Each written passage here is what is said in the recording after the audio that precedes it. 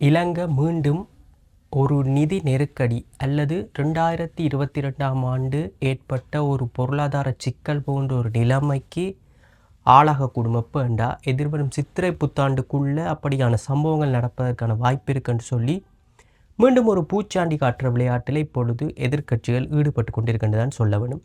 அப்படியான ஒரு கருத்தை தான் இன்று ஐக்கிய தேசிய கட்சியைச் சேர்ந்த ஹரின் பெர்னாண்டோ சொல்லியிருக்கிறார். இது தொடர்பான ஒரு சந்திப்பு அல்லது கூட்டம் ஒன்று எதிர்க்கட்சி அப்போதைய ஜனாதிபதியாக இருந்த ரணில் விக்ரமசிங்கவின் அரசியல் அலுவலகத்தில் வச்சு நடைபெற்ற ஒரு செய்தியாளர் கூட்டத்தில் அவர் இதை சொல்லியிருக்கிறார்.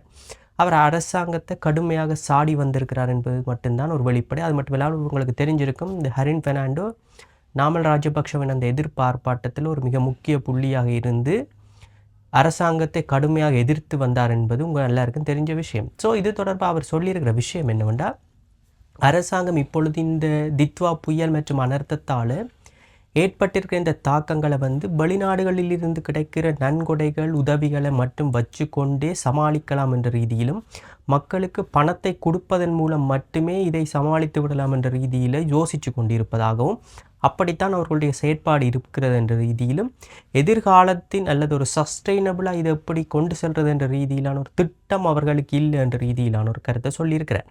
அது மட்டும் இல்லாமல் இந்தியாவிடமிருந்து ஒரு $4 பில்லியன் 4 பில்லியன் இலங்கை ரூபாக்கள் இலங்கைக்கு உதவியாக கிடைக்க போகிறது என்று சொல்லியும், அது எப்படி கிடைக்க போகுது, கடனாவா நன்கொடையா என்ற ரீதியிலான ஒரு தகவல் அரசாங்கத்திடம் ஒரு வெளிப்படைத்தன்மை இல்லை என்றும் ஹரின் பெர்னாண்டோ இன்றைக்கு சொல்லியிருக்கிறார். அது மட்டும் இல்லாமல் அவர் ரணில் விக்ரமசிங்கவை புகழ்ந்தே தள்ளியிருக்கிறார். அவர் பொதுவாக சொல்லியிருக்கிறார், கடந்த காலங்களில் ரணில் விக்ரமசிங்க ஆட்சியில் இருக்கும் பொழுது இந்த இயற்கை அனர்த்தத்தால் மக்கள் பாதுகாப்பாக இருக்கணும் அல்லது அவர்களுக்குரிய இழப்புக்களை வழங்கணும் என்பதற்காக முழு நாட்டையும் முழு நாட்டு மக்களையும் அவர் ஒரு காப்புறுதி, ஒரு இன்சூரன்ஸ் ஒன்று செய்து வைத்திருந்ததாகவும், அதை இந்த அரசாங்கம் வந்ததன் பின்னர் அதை ரத்து செய்து விட்டது என்ற ரீதியிலான ஒரு தகவலையும் இப்போ சொல்லியிருக்கிறார். இதனால் இந்த அரசாங்கம் அதுக்கு கிடைக்கும் நன்கொடைகள் எப்படி பயன்படுத்தப்படுகிறது என்ற ரீதியிலான ஒரு வெளிப்படைத்தன்மை இல்லாமல் காணப்படுது என்று அவர் சொல்லி இன்றைய கடுமையாக குற்றச்சாட்டுகளை வச்சிருக்கிறதோடு மட்டும் இல்லாமல் ஒரு மிகப்பெரிய குண்டையும் தூக்கி போட்டுக்க. அதாவது இப்படி அரசாங்கம் செல்லுமே ஆனால் எதிர்வரும் சித்திரை புத்தாண்டுக்குள் இலங்கை மீண்டும் 2022ஆம் ஆண்டு யுகத்துக்கு சென்றுவிடும். டாலருக்கு பெறுமதி அதிகரிக்கும், மக்களுக்கான வாழ்க்கை செலவு கூடும், இன்ஃப்ளேஷன் கூடும் என்ற ரீதியிலான ஒரு பரபரப்பான செய்தியைத்தான் இப்பொழுது நாட்டு மக்களுக்கு சொல்லியிருக்கிறார். அரசாங்கத்துக்கு எந்த விதமான திட்டமிடல்களும் இல்லை இந்த விஷயத்தில் என்றும் அவர் கடுமையாக அரசாங்கத்தை சாடியிருக்கிறார். உங்களுக்கு தெரிஞ்சிருக்கும், ஹரின் பெர்னாண்டோ அரசாங்கத்தின் ஒரு கடும் எதிர்ப்பாளர் என்பது வெளிப்படையாக எல்லாருக்கும் தெரிஞ்ச விஷயம். ஸோ அரசாங்கம் இது தொடர்பாகவும் ஒரு கவனத்தை எடுக்க வேண்டும். அரசாங்கம் அப்படித்தான் செயற்படுகிறதா இல்லையா என்பது ஒரு வெளிப்படையாக இருக்க வேண்டும். அது மட்டும் இல்லாமல் இப்பொழுது நேற்று ஜனாதிபதி இந்த இடர் முகாமைத்துவம் மற்றும் இந்த நிவாரணங்கள் எப்படி செல்கிறது என்ற தொடர்பிலான ஒரு கூட்டத்தை நடத்தி அவர் அந்த முதற்கட்டமாக இந்த 25,000 கொடுக்கிறது, அந்த பாதிக்கப்பட்ட மக்கள் தங்களுடைய வீடுகளை சுத்தம் செய்கிறது தொடர்பான ஒரு இனிஷியேட் ஸ்டெப்புக்காக அந்த 25,000 வெகுவாக கொடுத்து முடிக்கும்படி ஒரு உத்தரவை பிறப்பித்திருப்பதாக சொல்லப்படுது. இன்னும் இந்த 25,000 கொடுப்பதில் சில சிக்கல்கள், உரியவர்களுக்கு கிடைக்கவில்லை, அதிலும் சில இடர்பாடுகள் தவறானவர்களுக்கு வழங்கப்படுகிறது என்று சொல்லி கொஞ்சம் குற்றச்சாட்டுகள் வந்து கொண்டு இருக்குது. இந்த நிலைமையில் தான் ஜனாதிபதி இப்பொழுது இப்படியான ஒரு பணிப்புரையை விடுத்திருக்கிறார். மிகவும் வெகு சீக்கிரமாக இந்த 25,000க்கான தொகையை கொடுத்து மக்கள் உரியவர்களுக்கு சரியானவர்களுக்கு கொடுத்து முடிக்கும்படி ஜனாதிபதி ஒரு உத்தரவு போட்டிருப்பதாக இப்பொழுது அங்கு இலங்கையிலிருந்து வரும் தகவல்கள் சொல்லி கொண்டிருக்குது. இந்த நிலைமையில் இப்பொழுது விவசாய அமைச்சர் லால்காந்த இதுவரைக்கும் 1,08,000 ஹெக்டேர் அளவான விவசாய நிலப்பரப்புகள் இந்த வெள்ளத்தால் பாதிக்கப்பட்டிருப்பதாகவும், இவற்றில் 90% நிலங்கள் மீண்டும் விவசாயத்துக்கு பயன்படுத்தக்கூடிய நிலைமையில் தான் இருப்பதாக ஒரு நல்ல செய்தி என்று சொல்லியிருக்கிறார். கிட்டத்தட்ட ஒரு 90,000 ஹெக்டேர் நிலப்பரப்புகளில் மீண்டும் விவசாயம், குறிப்பாக நெல் விவசாயம் கூட செய்வதற்கான வாய்ப்புகள் இருப்பதாகவும், அது தொடர்பான ஒரு மிக முக்கியமான முயற்சிகளை இப்பொழுது அரசாங்கம் எடுத்துக்கொண்டிருப்பதாக சொல்லியிருக்கிறார். மேலதிகமாக நுவரெலியாவிலிருந்து நேற்று முன்தினம் 88,000 கிலோகிராம் அளவிலான மரக்கறிகள் நாட்டின் பல பகுதிகளுக்கு விநியோகம் செய்யப்பட்டுள்ளதாகவும் அங்கிருந்து வரும் தகவல்கள் சொல்லுது. குறிப்பாக நுவரெலியாவின் மத்திய பொருளாதார நிலையத்திலிருந்து மிக முக்கியமான மரக்கறிகள், கேரட், லீக்ஸ், கோவா என்ற அந்த மத்திய மலை நாட்டில் விளையும் முக்கிய மரக்கறிகள் நாட்டில் உள்ள பல்வேறான பிரதேசங்களுக்கு பகிர்ந்தளிக்கப்படும் வகையில் விநியோகம் செய்யப்பட்டுள்ளதாக சொல்லப்பட்டிருக்குது. இது ஒரு மகிழ்ச்சியான விஷயம் தான். உங்களுக்கு தெரிஞ்சிருக்கும், ஏற்கனவே இலங்கை அரசாங்கம் இந்த ஃப்ரோசன் வெஜிடபிள்ஸ், அதாவது குளிரூட்டப்பட்ட வெஜிடபிள்ஸை வெளிநாடுகளிலிருந்து இறக்குமதி செய்வது தொடர்பான ஒரு தீர்மானம் ஒன்று எடுத்திருந்தது. இந்த நிலைமையில் தான் இப்பொழுது இந்த ஃப்ரெஷ் வெஜிடபிள்ஸை வந்து நுவரெலியாவில் இருந்து டிஸ்ட்ரிபியூஷன் செய்கிறதுல ஒரு மிக முக்கியமான ஒரு கவனத்தை செலுத்தி இருக்குது. மக்களுக்கு உண்மையாகவே ஒரு அத்தியாவசியமான தேவை தான்.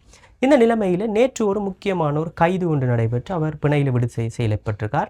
தம்மிக ரணதுங்க, அதாவது முன்னாள் பெட்ரோலிய கூட்டுத்தாபனத்தின் தலைவராக இருந்தவர். இவர் யாரெண்டா அர்ஜுன ரணதுங்க. உங்களுக்கு தெரிஞ்சிருக்கும், கிரிக்கெட் மூலம் பிரபலமானவர், பின்னர் அரசாங்கத்தில் அமைச்சர்களாக இருந்தவர். அர்ஜுன ரணதுங்கவின் சகோதரர் இவர். அர்ஜுன ரணதுங்க கடந்த நல்லாட்சி காலத்தில் பெட்ரோலியத்துறை அமைச்சராக இருந்த பொழுது 2017-18 காலப்பகுதியில் பெட்ரோலிய கூட்டுத்தாபனத்தின் தலைவராக இருந்தவர் தான் இந்த தம்மிக ரணதுங்க. இவர் இன்று குற்றப்புலனாய்வு திணைக்களத்தினால் நிதி மோசடி தொடர்பாக கைது செய்யப்பட்டு பிணையில் விடுதலை செய்யப்பட்டிருக்கார். இவர் கைது செய்யப்பட்டதற்கான நோக்கம் என்னவென்றால், அந்த 2017-18 காலப்பகுதியில் சில டெண்டர்கள் கோரும் முயற்சியில் 2 டெண்டர்களை ரத்து செய்து அதிக விலை கொடுத்து சில டெண்டர்களை வாங்கியதன் காரணமாக அரசாங்கத்திற்கு 80 கோடி ரூபாய் நஷ்டம் ஏற்பட்டுள்ளதாகவும், இது தொடர்பான பொருத்தமான ஆதாரங்கள் சாட்சிகள் தங்களிடம் இருப்பதால் அவரை கைது செய்தாம் சொல்லியிருக்கிறது. இந்த நிலைமையில் இவர் நீதிமன்றத்தில் ஆஜர்படுத்தப்பட்டதன் பின்னர் நீதிமன்றத்தில் வைத்து அவருக்கு ஒரு பிணை, கடுமையான பிணை வழங்கப்பட்டிருக்கு. அதாவது 10 லட்சம் பெறுமதியான 2 சரீர பிணையிலையும் கடுமையான நிபந்தனைகளின் அடிப்படையில் தான் பிணை வழங்கப்பட்டிருக்கு. அது மட்டுமில்லாமல் இந்த தம்மிக ரணதுங்க என்பவர் டுவல் சிட்டிசன்ஷிப் கொண்டிருப்பதன் காரணமாக அவர் நாட்டை விட்டு வெளியேறாமல் தடுப்பதற்கு அவருடைய கடவுச்சீட்டும் நீதிமன்றத்தில் ஒப்படைக்கும்படி ஒரு கடுமையான உத்தரவு பிறப்பிக்கப்பட்டது.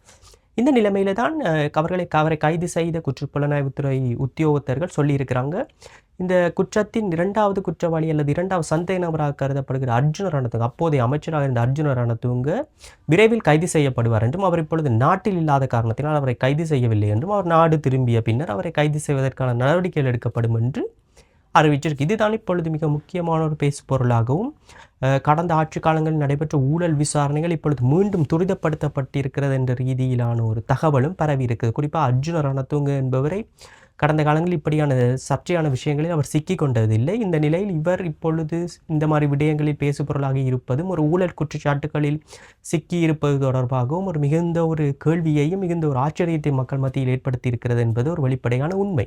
இந்த நிலைமையில தான் இப்பொழுது இலங்கைக்கு இந்த ரயில் போக்குவரத்து பாதிக்கப்பட்ட, இந்த தித்வா புயலினால் பாதிக்கப்பட்ட அந்த ரயில் போக்குவரத்து, அதை மீளமைப்பதற்கு 400 மில்லியன் அமெரிக்க டாலர்கள் தேவை என்று எஸ்டிமேட் செய்யப்பட்டுள்ளதாக இப்பொழுது தகவல் ஒன்று வந்திருக்குது. ஒரு மிகப்பெரிய பணத்தொகை ஒன்று. இது எப்படி அரசாங்கம் திரட்டி இதை சரி செய்து கொள்ளப் போகிறது என்பதுதான் இப்பொழுது மிக முக்கியமான கேள்வியாக இருக்கிறது.